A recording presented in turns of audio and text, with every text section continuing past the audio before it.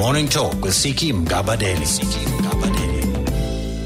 9 minutes past 9, talking about Adrian Bassoon's open letter to AfroForum titled White First, African Second. We'll take calls as well on 0891104207, SMSs to 34701. Adrian Bassoon is Deputy Editor of City Press, and we're also joined by Ernst Roots, who is Deputy Head of AfroForum. Thank you so much to both of you for your time this morning.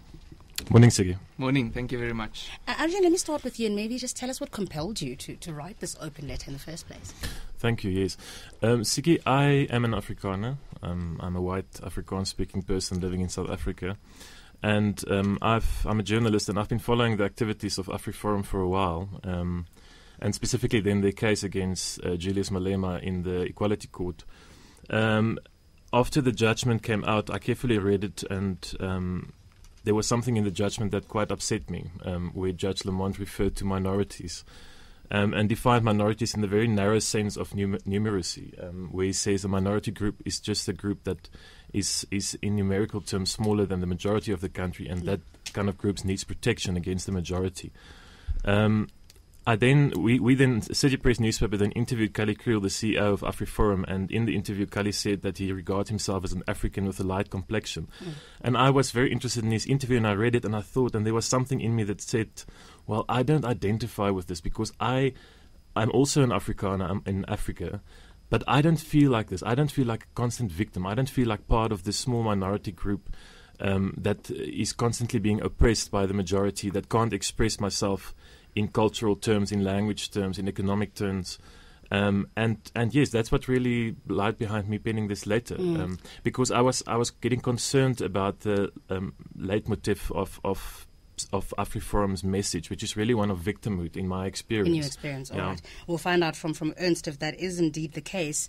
Did you get any response from Kali Kriel? Let me just explain why he's not here this morning, and Ernst has stepped in, and thank you very much for doing that, Ernst. Kali, of course, was not going to be able to make it to studio, and was going to be on a cell phone line, and those are a bit, shaky and at the best of times, and he's flying and he's traveling as well, so Ernst stepping in. But did you get a response from Kali? I think Kali is watching the rugby, but anyway. Like we are. We did get a response from Kali, which we are publishing on Sunday in City Press. Yes, we take some of my arguments, and that's the wonderful thing about this debate, and I think and I hope Ernest would agree that it showed that there was some issue, that wanted to be spoken about, and the reaction I received, and I'm sure they as well, was really overwhelming. From all South Africans, not only whites, also black South Africans who wanted to be part of this debate, and they were interested in the role of Afrikaners in 2011. Now, is AfroForum about victimhood, Ernst? Well, let me just first say on the issue of debate, me and Adrian realized this week that we have two things in common. The one is we agree very strongly about debate, and the other one is that we both enjoy whiskey. So at least there's those common two ground. No, I think the important thing to remember with AfroForum is it is a civil rights organization, and it is a civil rights organization that focuses on minority rights. And we also say we're not shying away from the fact that we do have a particular emphasis on Afrikaners as a minority group. That does not mean, however, that we are exclusive, that we are setting prerequisites for membership, or that even that we are exclusive in the campaigns that we're tackling. I can provide you with numerous examples of cases where AfroForum has assisted black people or people who are not necessarily from minority groups or who are not Afrikaners, who needed assistance and who had a just cause that was worth fighting for. Give us some examples. Well, there are numerous examples. The one important example, I think, is there was the recent case with the Skielik geval where the young white man took a gun and he shot 4 black people. We obviously immediately sent our condolences. We also went to attend the funeral to show our support for the people, for the victims there. AfroForum is also part of the Solidarity movement, which include the union and then also the Helping Hand. And in that capacity, we've been involved to a large extent with Aurora this year, where we assisted with providing food parcels, and those were, I think it's about 90% black people working there. And we assisted them, and there are many cases. Recently we assisted a coloured woman who was raped, who was not assisted sufficiently by the police, and we had that followed through. So I can really provide you with numerous examples. But you would also concede that the ones that do make the headlines are where you go to court, and those are the ones that people are going to focus on. Yes, no, that is definitely so. Julius Malema is fortunately or unfortunately very much more newsworthy than a coloured woman who had a problem with the police. And so if you take on these different cases, and there are certain cases, especially the ones where government officials or people, senior politicians are involved, they are the more newsworthy campaigns, and that has led to to people like Adrian coming under the impression that AfriForum is only tackling one side of the issue, which is not true. Do you want to respond to that, Adrian? Yes, I want to. I've heard also previously this week about these cases that AfriForum is involved in. But you see, my issue is this. If you go to AfriForum's website and if you look at the advertising campaign, it is almost exclusively focusing on the Malema case. And it's called Stop Malema. And it's got this very unflattering picture of Julius Malema. Huge picture in the newspapers with a stop sign over his mouth. And it's not saying, if you look at the ad, it's not actually saying stop Malema from singing a song which is hate speech by the court. It says stop Malema. If you go to the website, the biggest campaigns on their own website, it's not the coloured woman who was raped, it is the Malema campaign, it is the Nkola Motata campaign, it is the taxi drivers campaign. Now, I just want to make it clear, I don't have any issue with the fact that there are civil rights unions, movements in South Africa. I think it's obviously in a constitutional democracy, it's everybody's right. But what I'm asking AfriForum is to be upfront and to be honest about what they are really doing and who they really want to serve. Because from looking at those campaigns and from looking at where they spend their advertising, and they have self-admitted that they've made a lot of money through this Malema campaign, it just looks to me like scaremongering. It looks to me that they are frightening people and that they are trying to use that as possibly a way to also get people to donate money to the movement. Because one of the examples that you used, Adrian, was about the fact that the farm murders had actually declined by 50%, and that AfriForum had not actually issued a press release to inform their members of that. What I did in my open letter, Siki, just to briefly recap, was just to point to certain fields where, in my regard, Afrikaners has done really well since 1994. And that is not only in economic terms. In economic terms, there's a lot of examples. If you looked at the recent Sunday Times Rich List, there were 4 Afrikaners on the top richest list. The guy who was the most best paid individual in South Africa last year is a guy called Whitey Basson, who is not family of me, who got paid 600 million rand in 1 year. If you look at Clem Santa's recent survey saying companies growing the fastest on the JSE are owned by Afrikaners. If you look at HSRC studies showing that white people are still doing better in middle management level than black people. In fact, the level of black people being employed in middle management has dropped from 50 to 41% this year. If you look at Statistics South Africa, white people's unemployment still stands on 5%, whereas black young men are the most unemployed people in the country. And what I'm asking them really is to give context to their members, to tell their supporters also about the things where it goes well. In the arts, in culture, writers, Dion Meyer, an Afrikaner writer, has just won another amazing international prize for the best thriller internationally. Yeah. In terms of visual arts, in terms of sport, the Springbok team that played Fiji had 15 out of the 22 players were white Afrikaners. So that's really what I'm asking for. It's context. Just for balance. It's for context. It's to say it's not going so bad with Afrikaners. In fact, they look much more happier. They're much more richer today than they were in 1994. And that's what you were saying in the open letter. Ernst? Well, I think it's difficult to make a conclusion like that based on the arguments that he's raising. He's mentioning certain individuals and saying that based on that we can say that it's going well. It would be the same for me to say, well, look at Patrice Motsepe and Tokyo Sexwale, and that means black people are happy, and I know that's not the case. I think that he also uses art as an example and says it's going well in art. There's some big arts Afrikaans festivals, which means that it's going well. If art is only one area of the social life within South Africa, if I were to say, it would be completely inappropriate for someone to say something like, during apartheid, Nelson Mandela was a lawyer, he was practicing as an attorney. Wow, it must have been great for black people during apartheid. I mean, but what is so bad for Afrikaners today? That's what I want to understand. Well, I think the important thing is there are positive points, and there are also certain negative points. The big concern is that Afrikaners or minority groups are not receiving the support from government that they should be receiving. White poverty is an obviously not as bad as black poverty, but it's really a skyrocketing phenomenon. We have in Pretoria alone, we have 77. It's probably 80 by now, white squatter camps just in that one city. about 600,000 Afrikaners are living in poverty, which means it's about 25% of the Afrikaner population. And I know it's not nearly as much as within the black population, but the difference is these people don't qualify for social grants. You can go and ask them.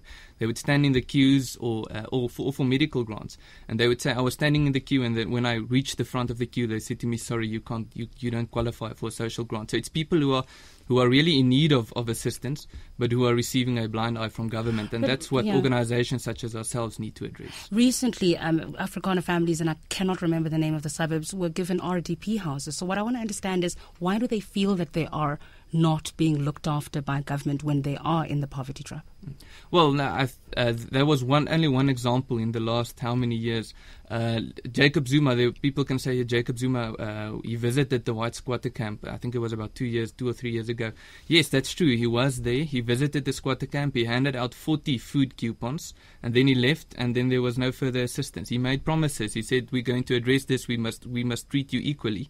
But up to now, if you go back to that same white squatter camp in Bethlehem, they will say to you, the people living there, that since that day they have not received any further assistance from government. They still don't qualify for social grants, and there's no...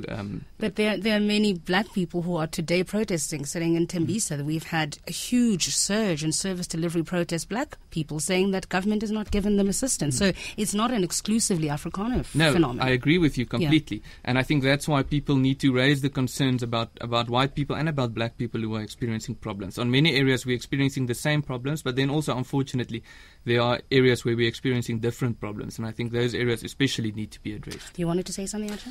Yes, Ziggy, I think an issue a lot of Afrikaners today are still struggling with, and specifically the older generation, not so much the youngest, is still this trauma of dealing with a loss of power since 1994.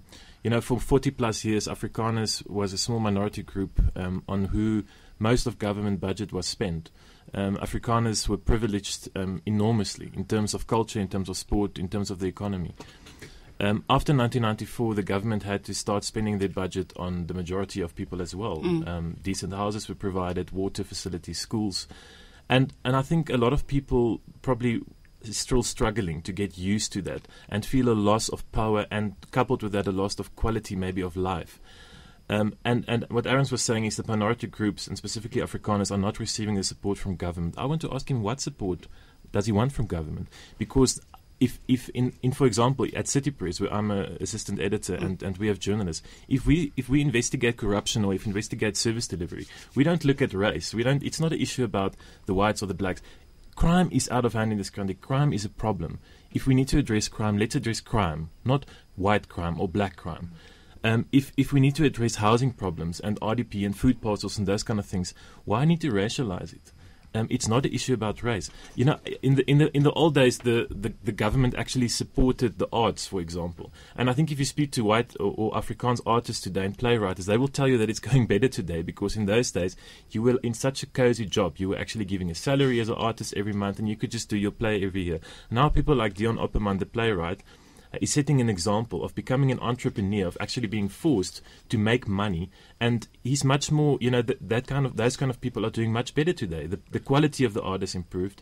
They're making livings for themselves. So I'm not sure about this thing about Afrikaners not receiving support from government. All right, we'll find out from Ernst what support. And also, you mentioned that you got a lot of reaction, and you're right, I was trawling through the net, and some of it positive and some of it negative. And I want to know, because I think part of it was asking the question, what right do you have to speak for Afrikaners? Do you speak for Afrikaners? And maybe that's a question you need to answer to, Ernst. And we'll take some calls on 08 91 104 207, 08 91 104 207, SMSs to 34701. 25 minutes are past 9. You're listening to SAFM 104 to 107 in conversation with Ernst Roots, who is Deputy Head of AfriForum, as well as Adrian Basson, who is Deputy Editor of the City Press. Before we take the calls, Adrian, I wanted you to respond to the criticism that said, well, what right have you got to speak for all Afrikaners? No, I'm not speaking for anyone except for myself. I was irked by what AfriForum has been doing and the underlying message, as I explained earlier, and that came out of the interview with Kali as well. And that's really why I wrote it. I'm not trying to present everyone. I don't have any mandate except from my mother, hopefully. Ernst? Well, I think it's important to recognize the type of organization that AfriForum is. We're not a political party. We're not aiming for parliament or municipalities or anything like that. So we don't, our focus is not to represent people. AfriForum is a company. We're registered as a company, as a non-profit company. And in that we are tackling certain campaigns as an NGO. And people who join AfriForum are people who are saying, listen, we agree with the campaigns that you are tackling and we want to assist by making a donation. So that is how AfriForum functions. So our basis is not to say we represent these people who are our members. Our basis is to say we are a company and we feel that there are certain issues and we are driving campaigns for these issues. And if people support it, then we will survive as a company. If people don't support it, we will perish. So you're not representing a minority group?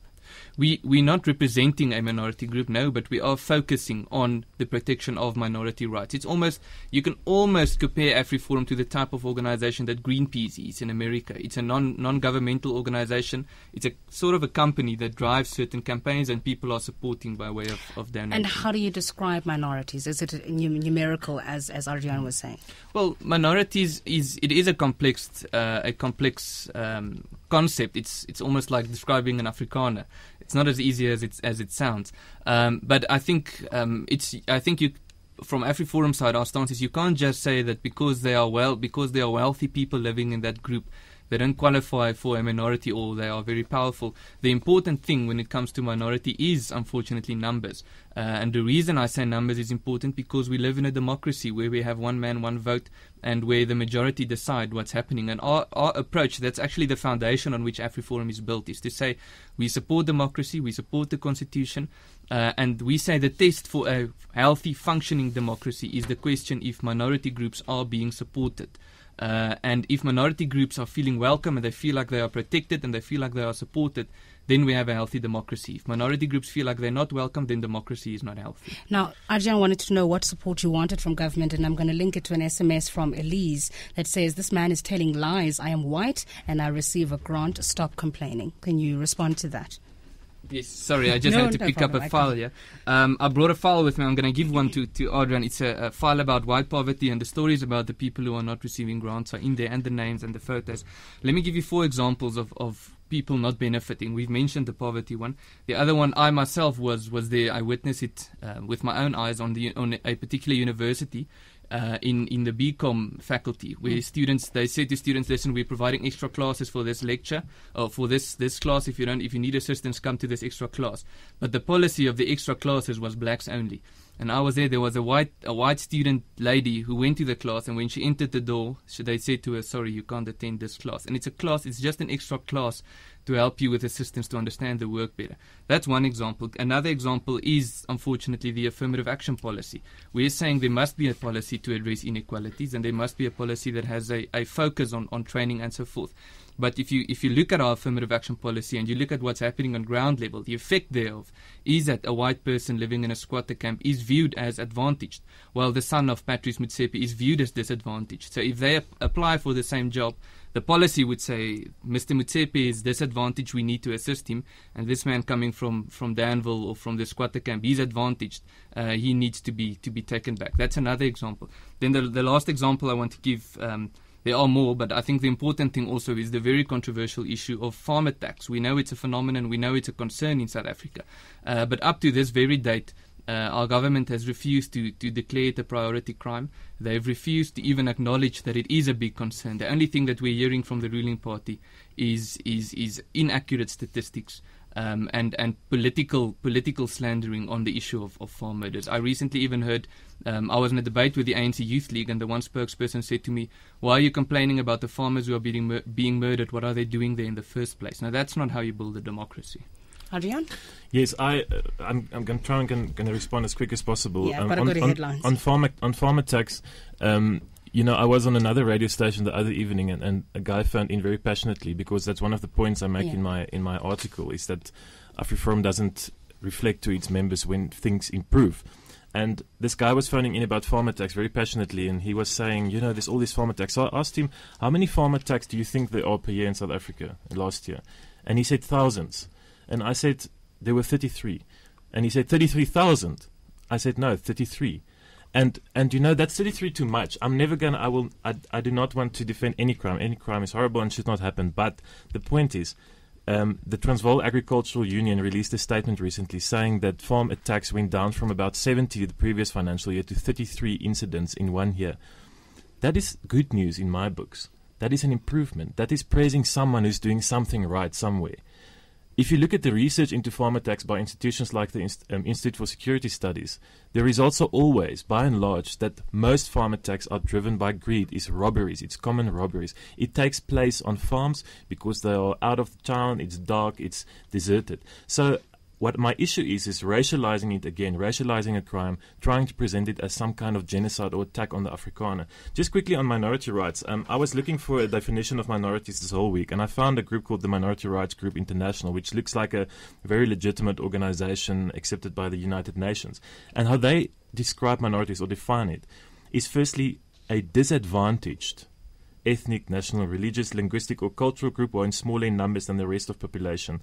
Now, for me, when I read it again, I realized the word disadvantage is the important one there. Because if you look at a paper that was written by the United Nations recently about minorities and about this issue of using the narrow definition of numbers, they actually refer to the South African example to say, in the South African case under apartheid, a majority group was actually a minority in terms of being disadvantaged, in terms of not being able to express themselves freely, to live in a democracy, and that is the problem you have. And they were also referring to non-dominant groups. Yeah. And I would argue that even in 2011 still, most Afrikaners, and I'm not referring to that small group of poor Afrikaners. Most Afrikaners, the majority of Afrikaners, are still in a much more dominant group than most black people in this country. Talking about the open letter, White First, African Second, penned by Adrian Basson, Deputy Editor of the City Press, and joined also by Ernst Roots, who is Deputy Head of AfriForum. You're on SAFM, South Africa's news and information leader. Let's take some calls before I get into any further trouble. Curtis in Johannesburg, good morning. Good morning, Siki. How are you? I'm good, Curtis. Good. I just want to respond to the thought that, or the perception that government is not doing anything for Afrikaner. I work for a company that provides services for social services government, and every day in different offices around Gauteng, I see hundreds and hundreds of white people going into social services offices for help, and I'm sure that none of them attend back because I'm privileged to go into the system and check. So the thought, even just to think about it, it's so wrong that it's got a potential of putting this country on fire. I think AfriForum are opportunists. They don't know what they're talking about. If they know, then they are great liars. Thank you very much. Thanks, Curtis. I'll give you a chance to respond. Ernst, let's hear from Neil in Durban. Hi, Neil. Neil? Hi, Bo. Can we put Neil on hold? Because he has been holding on for 14 minutes, so I don't want to drop him. I think he's probably busy with something else, just to see if we can get him back. Is it Virgil and George? Hi, Virgil. Hi there, Siki. Good morning. Morning. Yeah, I am baffled by what I hear from these guys from AfriForum this morning. It confirms, our perception of what these guys want to achieve in our democratic society. Namely that they are still opting for, separate development, white supremacy, ignoring totally the principles of black economic empowerment. This is why they're fighting still affirmative action. And in their whole approach, in the entire approach, there is no space for transformation at all, whether it be economic transformation, whether it be sports transformation, whatsoever. So those are key issues that we need to address 17 years in our economy. The danger part that they enter into is that the Afrikaner is excluding themselves from the development that's taking place in South Africa. Let me just tell you that I've been to a meeting the other day where a social worker has just said, did you know how many whites are staying in squatter camps in George? So what? We have thousands of blacks and colored people staying in squatter camps for so many years. And I think that the answer is simply that we need to take hands together. Don't exclude yourself as whites. Don't opt for a separate agenda. But let us take hands as South Africans and address the common enemy, and that's poverty, it's crime, and so on and so on. Thanks, Virgil. Bye. David in Maritzburg. Hi, David. Hello. Good morning. Thank you for the chance for giving me this one. I just want to say on the use of Afrikaner, for instance, the AfriForum, the example that he was giving, I think one has to take the very systematic way the discourse pursued by Afrikaner. For instance, the AfriForum, he was giving minority examples. It's very interesting the way he was giving. He was taking exceptions, but if you reverse that logic, then what you see is he's totally ignoring what's happened to the majority of white farmers, for instance, Afrikaners in this country. So it is, I think one has to read the tactic of AfriForum. So Adrian was posing the point to AfriForum that, stop victimizing. I would see it the other way around. I would see that the AfriForum is a tactical move to protect the white interest, particularly the Afrikaner interest in this country. So we shouldn't confuse AfriForum as someone that are proclaiming victimizing. They are not. I think the tactic that you're using is that one, but behind that one, what there is I think they're trying to protect the white interest. So you would see AfriForum for me now, looking at what they have been doing.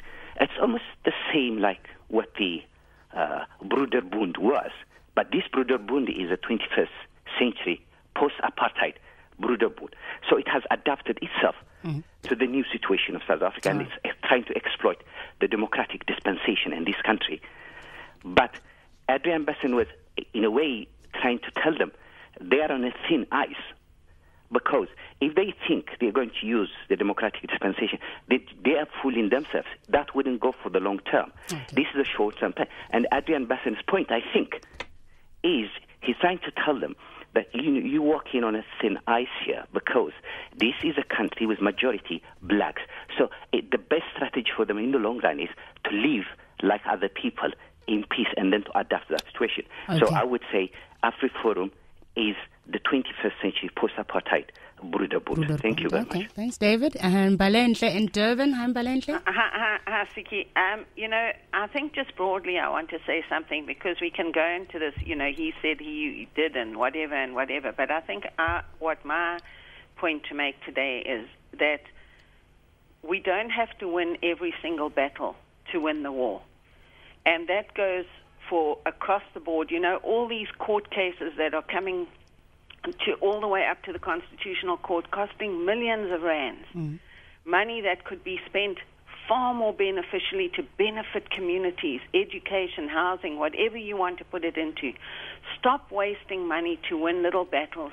The war we want to win in South Africa is to actually get to a point where we are living in a rainbow nation. This morning, Tokia Sikwali, who I'm not a fan of generally, but I really admire this initiative of his, where he's asking people to get involved in housing other people. That is what we need to be doing in South Africa. We need to be looking for what we can do to uplift other people who only have one life, and that life is miserable from the point of view of any kind of materialistic grace in it. And if we could all just take our minds off ourselves, let's just move towards helping other people, and I promise you this country will have a totally different feel. But my basic message is, you don't have to win every battle to win the war. Leave the battles.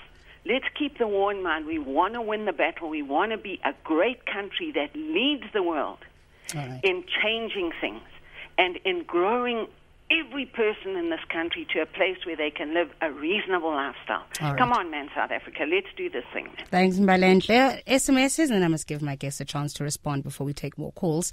Is it Katla in Johannesburg who says, Siki, check an interesting article by Minister Batabile Dlamini on ANC Today regarding AfroForum. All right, I'll see if I can check that out.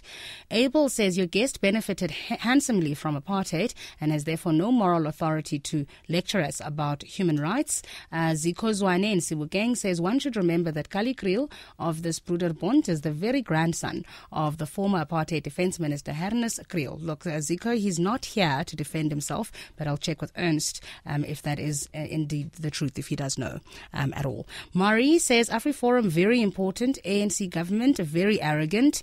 Democracy, not for us. Majority, not always right. Peter says, Afrikaners, like anybody, are protected by the Constitution. This is Tribal Forum, very dangerous. Is it Lindani Goba in Nelspruit says, who is funding AfriForum? And another one says, Siki, City Press guy is clever. This is the type of Afrikaans African brothers we want. We need to paint him with a black color. I'm black.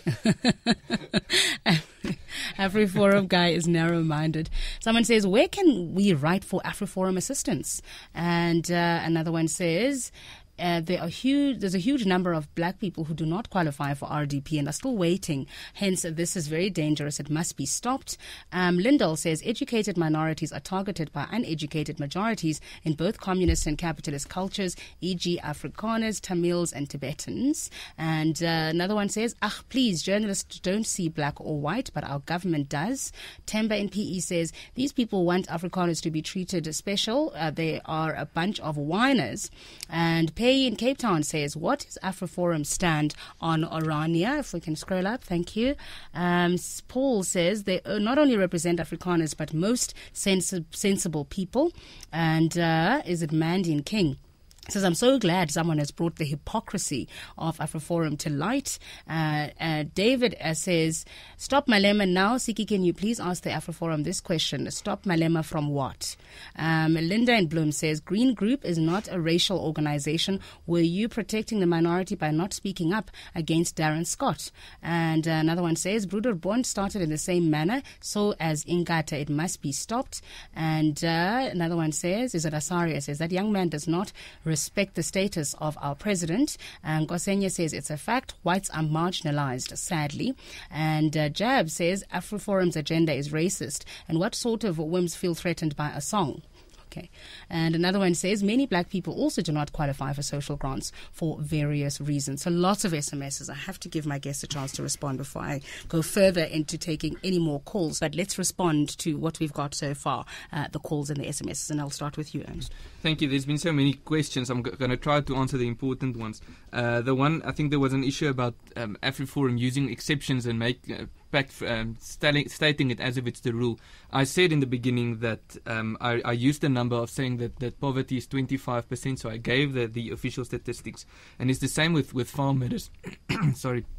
To give you the official statistics by criminologists is that it's 700% higher, a higher risk of being a farmer in South Africa than in other countries in the world. And the chances of being murdered if you are a farmer in South Africa is 30% higher than other people living in South Africa. On the court cases issue, AfriForum is not a litigation organization. We unfortunately, we often have to go to courts, but these court cases are funded by poor people who are providing small donations, and it's often, mostly, cases to assist poor people as well, to assist the very people who assisted with the funding.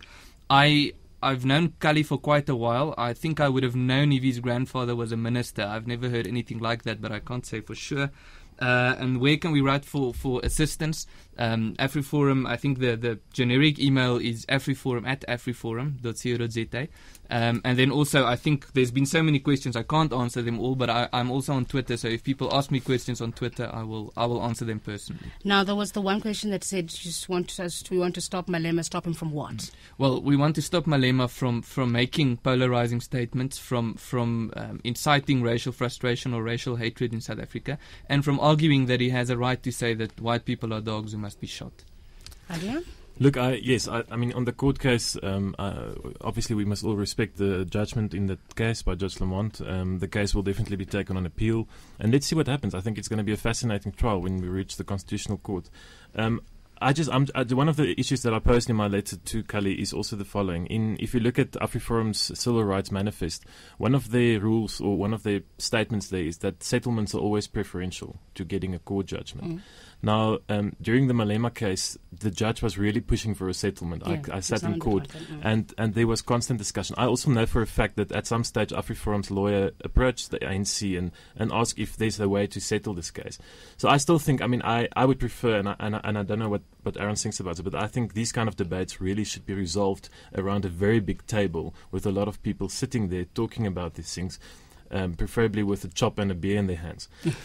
Secondly, I just want to say, I think the challenge that AfriForum has today is the following, Siggy, is that, on their website and in their mission statements, they refer, and this morning again, they refer to themselves as a minority rights group.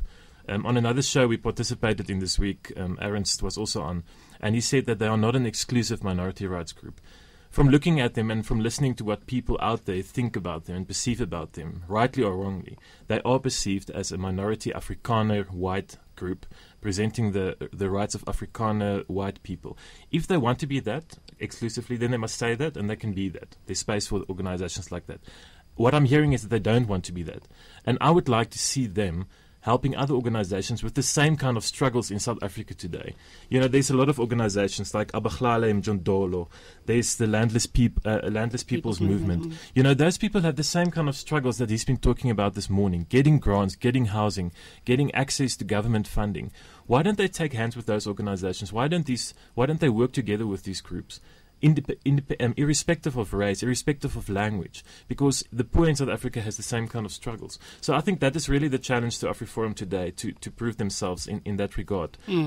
Otherwise declare themselves as representing a small minority. And the challenge that Adrian is giving you, Ernst, is linked to what Virgil was saying, that you are excluding yourselves from South Africa. How do you respond to that? Well, we'll send Adrian the press statement. You will see very soon we're actually organizing a protest together with the Khoisan community on the issue of land in South Africa. So we do have a strong emphasis on working together with other organizations. I think the important thing for AfriForum is that we do we work within the Constitution. We don't have any goals other than to protect people's rights and to make South Africa a country that works where everyone can feel welcome. And I think AfriForum will certainly continue to strive for that. What do you make of what Balendle was saying, that, there's a bigger war to be won here? I get the feeling, and I think a lot of the SMSs show you that as well, that we are on opposite poles. It seems we're pulling apart. Some of the Twitter messages are saying, we just completely, our discourse and the way that we deal with each other has taken us in opposite directions. Well, I think it's a good point to end with, Siggy, is that in my experience as an Afrikaner, most Afrikaners in this country want this country to work. They are here. They are not in Australia or New Zealand. They want to be here. They want to work here. If you look at civil service, there's a lot of them still working in the civil service. A lot of them are working in legal services, in bank services. They want to make a success of this country, and they want to work together. I don't think they want to live exclusively. I don't think the majority of Afrikaners want to take this separatist approach. And they want to win the war, as Balendle was referring to. And the war in South Africa today is the war against corruption, the war against inequality and poverty. And really, there's no point in not working together on those fights. Dr. Mampela Rampele, who I hugely respect, had this Dino King series where she was saying, we can't walk in front of one another or behind one another. We must walk together. We must walk next to one another. And that's where I want to be, and that's where I am, and that's where I would hope AfriForum is getting to. We're going to have to leave it there. Thank you very much to both of you for your time this morning. That's Ernst Roots, who's Deputy Head of AfriForum, and Adrian Basson, Deputy Editor of the City Press, Deputy Editor of the City Press, Deputy Editor of the City Press, Deputy Editor of the City Press, Deputy Editor of